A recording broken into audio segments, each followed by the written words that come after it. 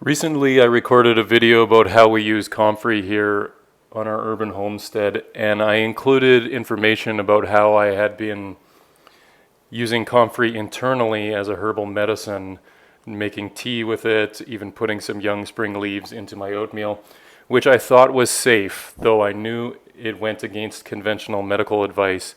And my uncle saw the video and schooled me in how foolish I was being, and that I most certainly should not have been spreading that information around publicly to others, as there can be serious consequences for long-term consumption of comfrey internally. I still adore comfrey. It's an amazing plant, but I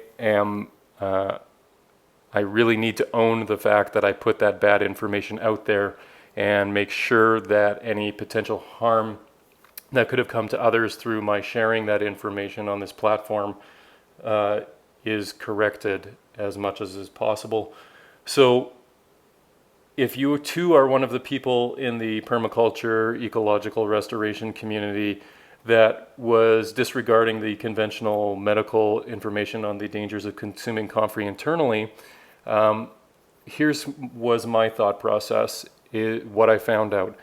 And I'll include my sources in links in the description below so that you can perhaps be convinced by the same sources that I was.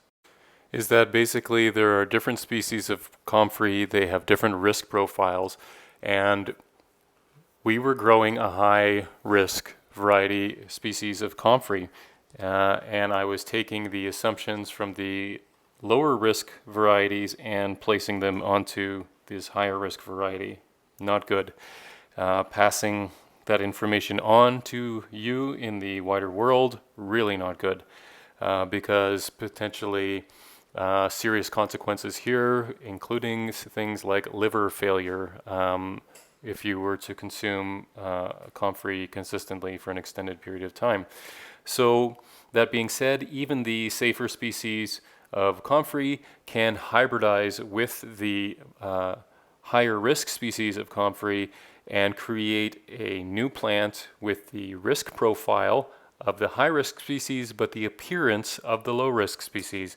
So that being said, even people like our herbalist forager out in Scotland, who wrote a good article on this, which I will include below, would never consume the variety of comfrey that I was consuming and discussed in my video. And so the important thing here is that I own that mistake to the larger community and try to prevent harm to others through my mistake and foolishness. So I hope that you've listened this far and that you'll go check out that article. And let's keep growing this beautiful plant for pollination and fertilizer.